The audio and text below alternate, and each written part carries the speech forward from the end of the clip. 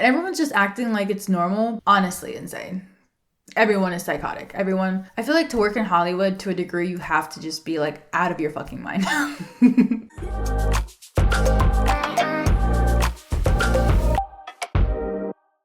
Hi, welcome back to my channel. My name is Sin. On my channel, I love to talk about female directors and other women in Hollywood who are trailblazing the industry. Today, I wanted to talk about Coraline Farge and her movie, The Substance. Coraline is a French filmmaker who's best known for her 2017 film, Revenge. And The Substance is insane. Like, I just need to get right into it because there's just so much to cover in a short period of time. So let's just get right into it. I'll give you a little synopsis. The Substance is a film. Let's speak English. The Substance is a film about Elizabeth Sparkle, who is known for her aerobics show. She faces a devastating blow on her 50th birthday when her boss fires her. After this, she is offered a substance which promises to transform her into a more perfect version of herself. So as we know, on her 50th birthday, Elizabeth Sparkle is let go. She kind of knows it's coming because after she finishes taping one of her shows, she goes to the bathroom, and she goes to the men's bathroom because the women's bathroom is like out of service or something. And her boss comes in on the phone because he thinks he's alone, and he's just shit talking the fuck out of her and basically telling whoever's on the phone his plans to get rid of her because she's old as fuck. I don't care. Every fucking young girl in this fucking town in the next few weeks. Make it simple. How the old bitch has been able to stick around for this long. That's the fucking mystery to me. Mind you, he's old as fuck too. Oh, fuck! Yeah, but he's also like not the face of a show whose ratings are dropping, but that's neither here nor there. It's neither here nor there. And they have a meeting. And people always ask for something new. Renewal, it's inevitable. I love the way that this actor plays this producer because that is how some of these men act. Yeah, it's not an exaggeration. It's not a caricature. It's not the embodiment of these men. Like, this is truly how some men are in Hollywood. Yeah. Yeah, right. He's disgusting. He's gross. He is just awful. And he basically lets her go, and she internalizes some insecurities because she is getting older. You know, she heard what he said in the bathroom about her. She gets into a car crash on her way home because she sees them taking down her billboard for her show because it's the end of an era. Because she gets into this car crash, she has to go to the hospital. At the hospital, she's approached by this young nurse who says that she looks like she could be a good candidate for this thing called The Substance. But it makes so much sense that it's delivered in a fucking USB drive. I think it's synonymous with vaping. But hey, that's just me reading into it. And The Substance, she learns, is a black market serum that promises a younger, more beautiful, more perfect version of yourself. The Substance. You are the Matrix. Everything comes from you, and everything is you.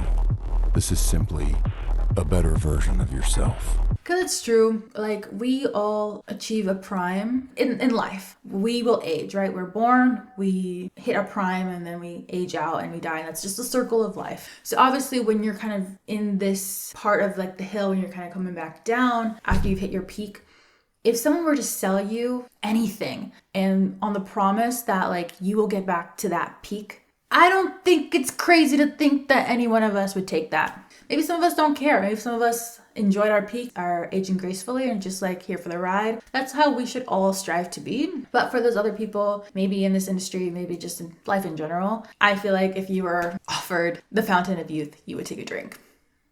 I understand this is a thing in Hollywood just because we live in like a youth obsessed culture. Youth is everything. If we put all of our value in youth, obviously when you are past that stage of your life, you start feeling some type of way. It's hard to accept the fact that like you're no longer young. I'm only 26 and I'm starting to have those thoughts. Like, I will look at like teenagers or like people like in their early 20s and I'm like, fuck, like, am I old as fuck now? The answer is no. And the answer is like, I'm still so very young. But in a society that really values like super young people, it's hard not to feel like your worth is like diminishing as you get older, no matter how much older, right? I do want to say something real quick. She looks good for a 50-year-old. All right, I hope I see you next week for Sparkle Your Life. We're gonna work on the lateral abs, you know, the most difficult part to sculpt. Because have you seen 50-year-olds? That general population of people, she looks fucking amazing for 50. Mind you, I'm pretty sure like her diet is like excellent. She works out practically every day because her whole thing is like she's like an aerobics instructor, right? So she's working her body. She's kind of just keeping her vessel in good shape. Off the rip, she already looks really good for her age, but I get it. In this society, she will never be as good as someone 30 years younger than her. Right? That's the same reason like football players get replaced. Like that's the same reason like athletes don't have like prosperous careers. Like the fact that like Tom Brady retired much older is an anomaly because that's not the norm. Like you lose your physical ability to do things as you age. It's just normal. It's just life. And especially the entertainment industry, that age tends to get younger and younger. You know what I'm saying? Because there will always be younger people more eager, more willing, more able to do things that maybe as you get older you can't do. That being said, Benjamin Kraken is, I hope I'm saying his name right, is the cinematographer for this film, right? I fucking love him. And you're gonna see why. His usage of lighting is absolutely phenomenal. Because the thing is, Elizabeth looks great for her age. But I love the way that he uses lighting to make her look even older. We're used to seeing celebrities, you know, women of her caliber who are like are in front of the camera and stuff, done up. The lighting is on point to make them look younger, youthful. So the fact that in these like vulnerable scenes when she's like dealing with like her insecurities and the fact that she's getting older and the fact that she just got fired, he uses lighting in a way that makes her look even older than she looks. It's brilliant. And it just kind of reinforces that idea that she's old and ugly now. And a good example of this is this shot with her in bed, because in this shot, because of like the distance from the camera, the angle and the lighting, she doesn't look that old. From this angle, you can't tell if it's like Elizabeth or who you'll see eventually, like her body double or whatever, like her younger self, because the lighting, it makes her look young. But obviously in these other scenes where you take away that lighting, she looks old as fuck. So I love their use of light to really convey and drive home that point of like the way society sees her is how she's starting to internalize and seeing herself. And then she thinks it's like it's a dumb thing. She reflects on it and then she fishes it out of the trash. And I love this point of view from the trash can. They do this a couple times and I just think it's just cinematic. I love when you play with points of view, considering like this movie is very focused on an internal conflict she has with like herself because of societal pressures, the job she's in, the industry. I love that they are playing with dynamic points of view. So good. So she goes through with it. She gets the instructions. And I do want to say this. There's going to be a lot of things I won't be able to show just because of like community guidelines and like nudity and things like that. Because it gets intense. Let me tell you, it gets intense. When she injects herself, she at first doesn't feel anything, but then like the new version of herself comes out from like her back rips open, and then like Sue comes out of her back and she just lies on the ground. She's kind of just like an empty vessel. Like she birthed her from her back, which is actually insane because she birthed like a whole nother person like in the early 20s, right? I want to say this. I obviously can't show it just because there's nudity and gore, but something about European filmmakers, they just get nudity and sex. I don't know what it is. I don't know if it's because like in America, we have this very like conservative, like Puritan way of viewing sex and sexuality and nudity. It's like a sin and you can't see people naked and stuff. And because of that, I feel like with American filmmakers, it's just like this detachment, and their use of nudity and sex in movies and TV is just never good. I hate it. It feels out of place. It does nothing for the plot and is so unnecessary. But Europeans, they're more in tune with it. They are less shame-based in their approach to nudity and sex. Whenever European filmmakers includes nudity and sex in their films, it just works. Every single time. It will always hit. It moves the plot along. It makes sense. There's context for it. And it always is just another part of the film. It doesn't seem out of place ever. Think about that. And when Sue comes out, because this is something about like body image and things like that, obviously the time that you really hone in, you focus on your insecurities is when you're naked. When you're in your bathroom, when you're about to take a shower, you take a look in the mirror and you look at every little thing that you are insecure about. And that's what Elizabeth is doing in this moment before she takes a substance. And then after she takes a substance, considering she shares a consciousness with now Sue, Sue is looking at her brand new body. The one thing she was yearning for and she risked her life for, she achieved in this moment, and she's kind of taking it in. So because she has to keep the original body alive because they have to share a body, they have to switch every 7 days, Sue has to stitch up Elizabeth and put a feeding tube in her to keep her alive. And while Elizabeth is on the floor eating like out of a tube, Sue has to stabilize every single day. So they're both kind of like eating in their own way, keeping both bodies alive. And I want to say this movie is fucking intense. I don't know why the fuck I was eating while I was watching this. That was a mistake. And when it came to this part, and she was like sewing her up and things like that and like doing all the stuff with the needles, I had to put my food down. But that was a mistake I made. I can recognize this. I'm a dumbass for doing that. This is something that like, it's intense. It's in your face. It's like, bah. So you're not going to want to eat while you're watching this. Lesson learned. Because Elizabeth was fired, they're looking for someone to replace her, right? Because now Sue exists. She goes in and auditions for Elizabeth's part.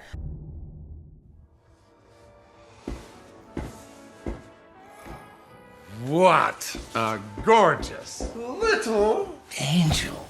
I guess they give her like a whole different show. Like they re-up the show. It's still like an aerobics thing. And she becomes like an overnight sensation. She like nails the audition. Harvey promises her like a show. Like they are in love with her. Perfect. And Sue lets him know that she has a sick mother that she needs to tend to, and so they have to work around her schedule. She will only be available every other week. And think about that. In what other profession would you be able to take every other week off? You're nowhere to be found. They can't reach you. Yeah, I don't know about her. But, you know, it fits for like the context of the movie. So while Sue is living her best life, Elizabeth is becoming a self-hating recluse, and she rarely goes out and she starts binge eating and all these things. For the most part, at the beginning, they are pretty good about keeping the balance, 7 days each. And then one night, Sue wants to go out and she brings a boy home and she wants to get lucky, but her time is running out. And so she buys herself a little bit more time to enjoy this boy. And so because of this, when they eventually do switch back, Elizabeth's finger, one of her fingertips, is aged to the gods. It's gone. It's basically, they should host a funeral for her finger.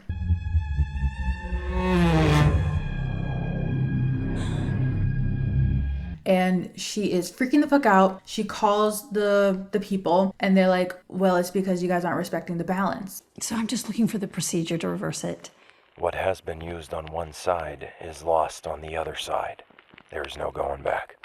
She got more time because she took time away from you. So that's why the finger aged so quickly. Like, you guys need to respect the 7-day rule. Another film commentary thing. I love their usage of frame within a frame. If you know anything about photo composition and also like strong visual cues, you understand that there is like an imaginary grid that you want to keep things on. For photography, it's my limited understanding that you want to keep things within like a certain box. And for film, when you're placing things within the frame, you want to keep things on these strong axes. Is that how you say it? Axis, whatever. I love that in her kitchen, there's these two windows basically. And one is Elizabeth, you know, where Elizabeth had like her huge portrait. And then the next one is Sue's billboard. And I love that when Elizabeth is cleaning up after Sue, when she partied, she goes from one end to the other.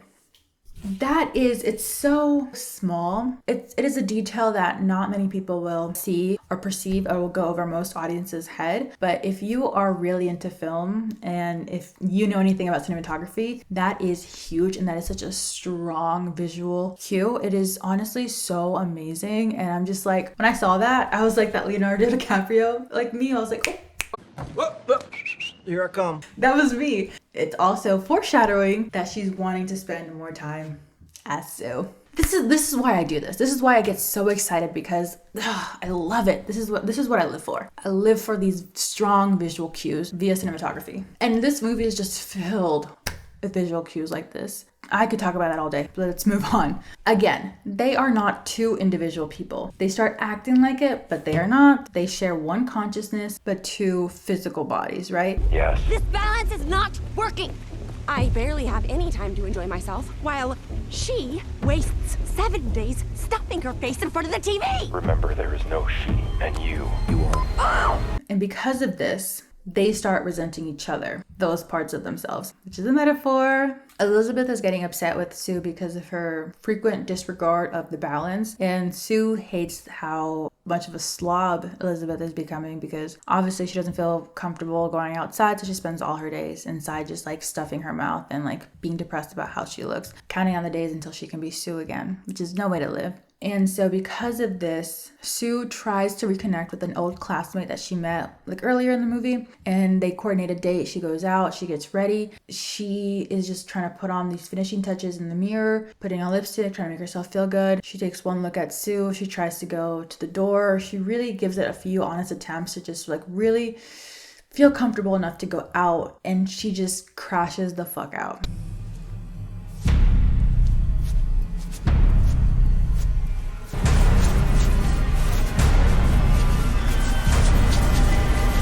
She crashes out, bails on the date. The guy's blowing up her phone. It is a disaster. And because of, I don't know if it's because of this, but at some point, Sue makes a secret door, like a secret room.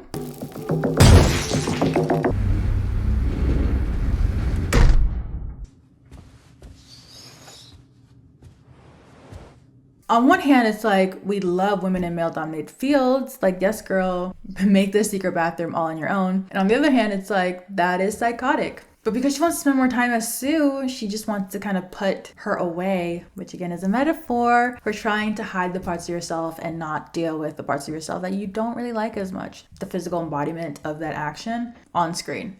I just want to say, like, Coraline did such a good job taking a concept that's so internal and making it something visual. Because that's not easy to do. I don't think people understand just how difficult that is. With every metaphor, with every visual cue, I'm just like, her brain is so brilliant, like so brilliant. But it's been 3 months. You have to control yourself!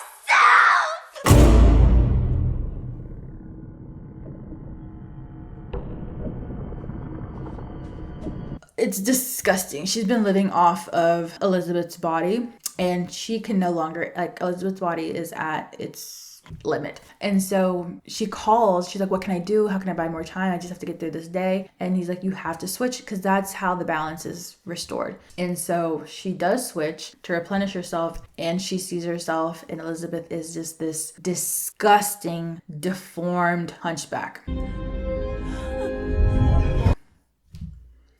And I know we all age, like, aging isn't pretty. That's just part of life. I don't think anyone gets this bad. And if I looked in the mirror one day and I looked like this, I would lose my shit too. Oh, absolutely. Especially if I looked so good like 4 months ago. In the span of like 4 or 5 months, if I got to this point, I would lose my shit. It's just the most PG way I'm going to say that.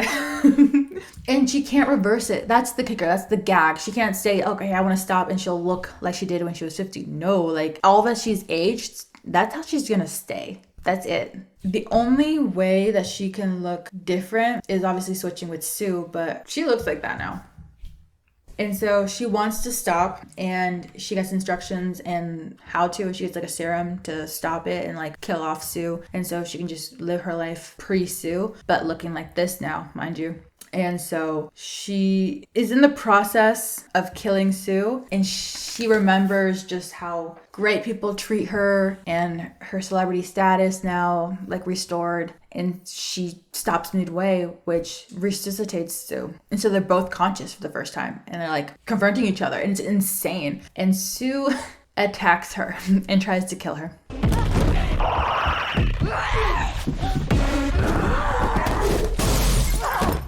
Yeah. And this is all happening before the New Year's TV show thing she has to host. And this takes inner struggle to a whole new level, because I understand like we've all had moments where like we're not very kind to ourselves and we kind of like beat on ourselves. But I don't think we've ever physically fist fought another version of ourselves that is connected to consciousness. That's a unique experience she's having. She's very angry. She hates this part of herself, so it totally makes sense why she would want to fist fight the fuck out of and kill that part of herself. Given the chance, I think we all would. She eventually does end up going to the New Year's thing, and she starts getting her hair and makeup ready, and then her teeth start falling out, and she is just falling apart. And we get this hilarious meme from that. So smile! That's what we want tonight! And she runs home because she's trying to, you know, create an even newer, better, more perfect version of that self.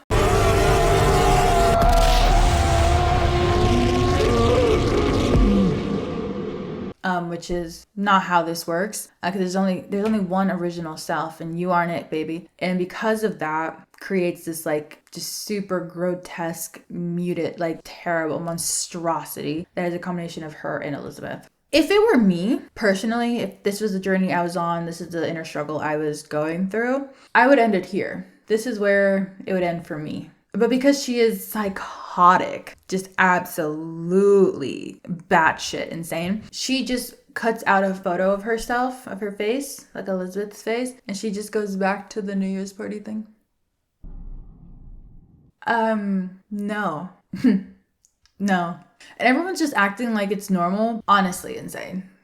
Everyone is psychotic. Everyone. I feel like to work in Hollywood, to a degree, you have to just be like out of your fucking mind. Working in Hollywood, like as a crew member, like the things that people normalize just because like, oh, we just need like a film made.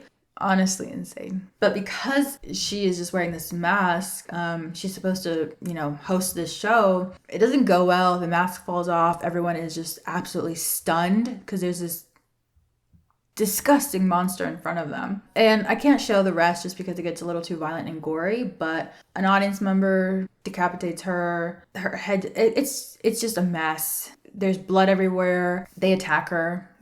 People, it ends in such violence and chaos. I can't show it. And then like a disembodied face detached from all that violence eventually crawls onto her Hollywood star on the Walk of Fame. Side note, as someone who lives in LA, this isn't the reason I avoid the Hollywood Walk of Fame.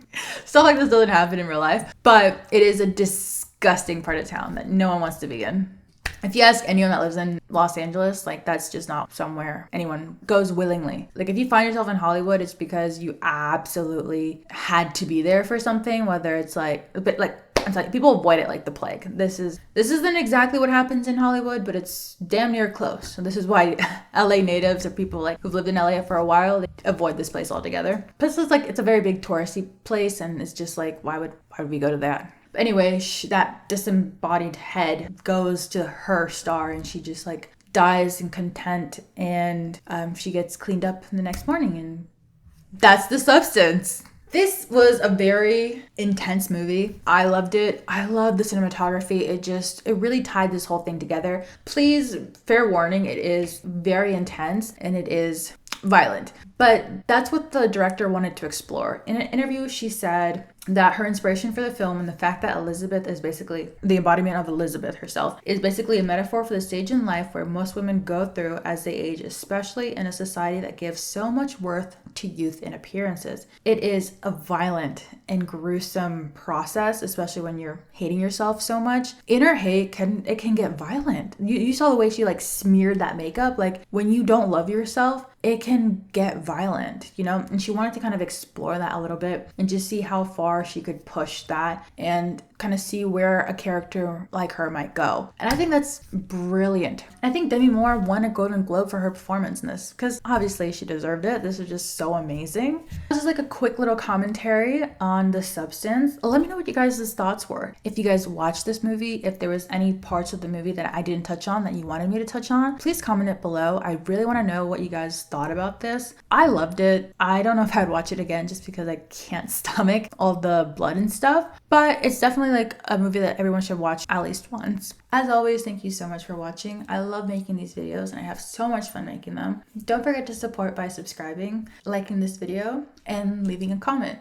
As always, thank you so much for watching, and I will see you next time. Bye!